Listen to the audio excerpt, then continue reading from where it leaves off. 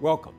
In all the hullabaloo over the Supreme Court's decision on health care, another of its rulings quickly fell off the public radar. Before deciding the fate of the Affordable Care Act, the court announced it would not reconsider Citizens United. That's the odious 5-4 decision 2 years ago that opened our elections to unlimited contributions.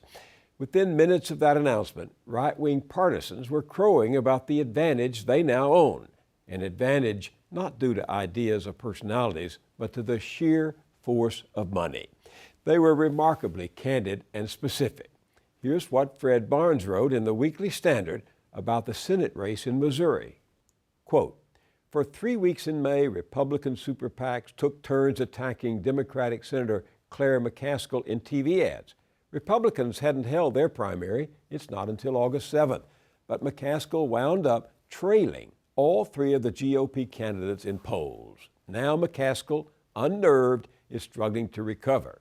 That's what super PACs can do. When they emerged in 2010 and worked in tandem, they were a critical force in the Republican landslide in the congressional elections. This year, they're playing an even bigger role. The size and reach of their efforts dwarf what they did 2 years ago."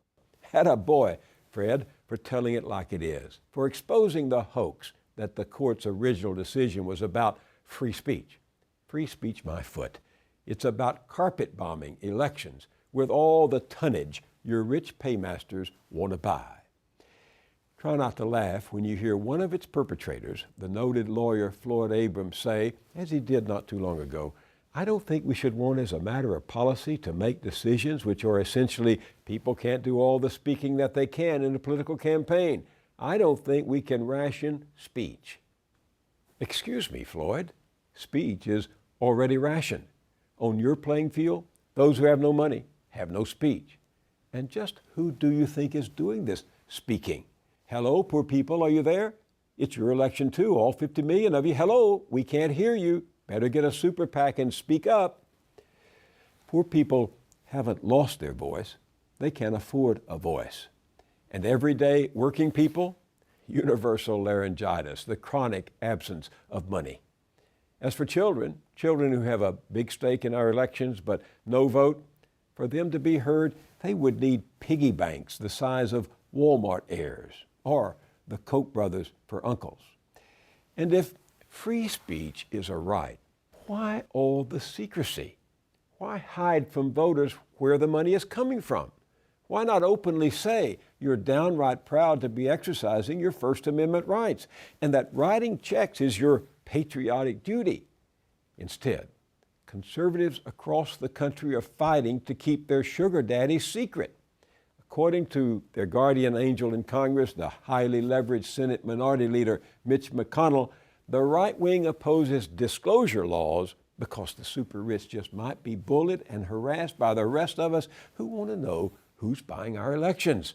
So that the editorial page of the Wall Street Journal asks us to have pity on billionaires and those little old corporations and their CEOs who just might have their tender feelings hurt if they were exposed to boycotts and pickets were it known which candidates they were buying. Wait a minute. Weren't we taught the First Amendment also guarantees the right of citizens to assemble and petition, even to boycott and picket? That's what a couple of hundred protesters were doing the other day. They marched to the D.C. offices of American Crossroads and Crossroads GPS. Those are the right-wing money mills run by the mastermind of much of this massive fundraising, Karl Rove. He's making a bundle himself, buying and selling free speech, while at the same time deploring the disclosure of big donors' names as shameful intimidation. Exercising their First Amendment rights, the demonstrators taped a kind of wanted poster on Rove's office door, indicating they would like to see him wearing an orange prison jumpsuit. Instead, he could be seen last weekend in casual wear, buzzing around in a golf cart at Mitt Romney's Utah mountain gathering of high rollers. No doubt plotting how to raise more millions to pay for more free speech. Let's see if we've got this right.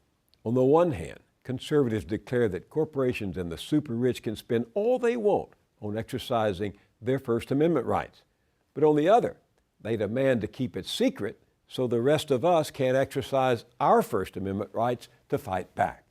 Have you ever heard of more cowardly lions. It's one big joke, big enough to make you cry. Three things don't go together: money, secrecy, democracy. And that's the nub of the matter. This is all a sham for invalidating democracy in the name of democracy. It's the trick authoritarians always use to hide their real intention. In this case, absolute power over our public life and institutions, the privatization of everything. The Supreme Court is pointing the way. Instead of mitigating the worst excesses of both the state and private sector, the court has taken sides, saying to the massed wealth of the 1%, America is yours for the taking, for the buying.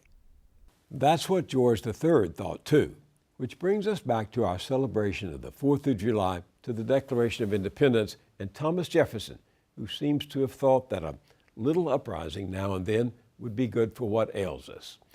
This time, the overweening power is not the monarchy, but plutocracy, the convergence of the political, religious, and corporate right that would keep us in the dark about where all that money is coming from and who it's buying, until one day we wake up and our country is no longer our own. Fortunately, those orange jumpsuits come in one size fits all.